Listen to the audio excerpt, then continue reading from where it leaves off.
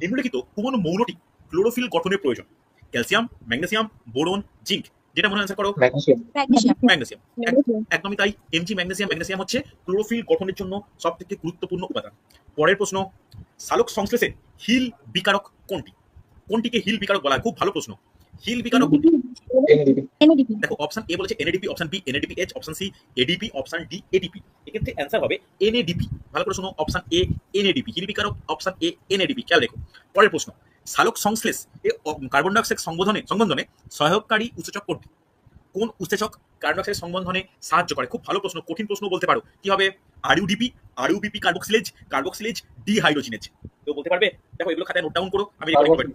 একদমই তাই, একটু ভুল হলো, কার্বক্সিলেজ নয়, এখানে অ্যান্সার হবে RuBP carboxylase. Option B answer, RuBP carboxylase. মনে থাকবে আরইউবিপি কার্বক্সিলেজ। তাহলে এই টপিকটা সালোক সংশ্লেষের মধ্যে পড়ছে। সালোক সংশ্লেষে আমি ডিটেইলস আলোচনা করব, তখন এই কোশ্চেনগুলো আরো সহজ মনে হবে। নেক্সট কোশ্চেন, সালোক সংশ্লেষের অন্ধকার বিক্রিয়া সম্পন্ন হয় ক্লোরোপ্লাস্টের কোন অঞ্চলে? গ্রানা। সহজ question। অন্ধকার, অন্ধকার দশা কোথায় সম্পন্ন? অন্ধকার, আলোক দশা, অন্ধকার দশা। কি হবে?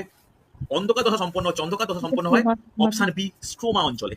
নোট ডাউন করে নাও বা শুনে নাও, ভালো করে মনে রাখো, স্ট্রোমা অঞ্চলে। নেক্সট কোশ্চেন, শ্বসন প্রক্রিয়ায় মোট উৎপন্ন এটিপির পরিমাণ কত অণু? খুব ভালো প্রশ্ন এটা। কে বলবে? 2 অণু, 34 অণু, 50 অণু, 38 অণু। পারলে অ্যান্সার করো। কত অণু এটিপি উৎপন্ন? 38 অণু। একদমই তাই, পারফেক্ট অ্যান্সার, 38 অণু। অপশন ডি 38 অণু হয়েছে। চল পরে কোশ্চেন, পায়রার বায়ুথলির সংখ্যা কত? দারুণ কোশ্চেন। 9টি, 9 জোড়া, 10টি, 10 জোড়া। কি মনে হয় পায়রার বায়ুথলির সংখ্যা কত? বলো, আগে অ্যান্সার করো। আচ্ছা, আর কেউ? 9টি। অপশন এ 9টি। খেয়াল রেখো, কোশ্চেনগুলো কিন্তু কম্পিটিটিভ পরীক্ষার জন্য খুব গুরুত্বপূর্ণ। ওকে, নেক্সট প্রশ্ন, শ্বসনের প্রধান শ্বসন বস্তু কোনটি? এটাও সহজ কোশ্চেন। শ্বসন বস্তু কোনটি? কি মনে হয় এক্ষেত্রে? Option D glucose. গ্লুকোজ হচ্ছে শ্বসন বস্তু। শুনে রাখো, সালোক সংশ্লেষ প্রক্রিয়ায় যে গ্লুকোজ উৎপন্ন হয়, শ্বসন প্রক্রিয়া সেই গ্লুকোজের উপর ভিত্তি করে শুরু হয়, তাই প্রধান শ্বসন বস্তু হচ্ছে গ্লুকোজ। মনে রাখবে। চল পরে কোশ্চেন, ইটিএস কোথায় ঘটে? ইটিএস কোথায় ঘটে? সাইটোপ্লাজমে, মাইটোকন্ড্রিয়ায়, সকল কোষাঙ্গতে, মাইটোকন্ড্রিয়ার অক্সিজোমে। দেখো মাইটোকন্ড্রিয়ায় কারেক্ট অ্যান্সার, এটা ঠিক বলা চলে, কিন্তু আরো স্পেসিফিক্যালি যখন অপশন দেওয়া আছে আমরা সেটাকে সিলেক্ট করা উচিত যে মাইটোকন্ড্রিয়ার অক্সিজোমে। খেয়াল রেখো, তাহলে অ্যান্সার কি? অ্যান্সার হচ্ছে অপশন ডি মাইটোকন্ড্রিয়ার অক্সিজোমে। ভালো কোশ্চেন কিন্তু। চল পরে কোশ্চেন, এক অণু এটিপি থেকে উৎপন্ন শক্তির পরিমাণ কত? 7 কিলো ক্যালোরি।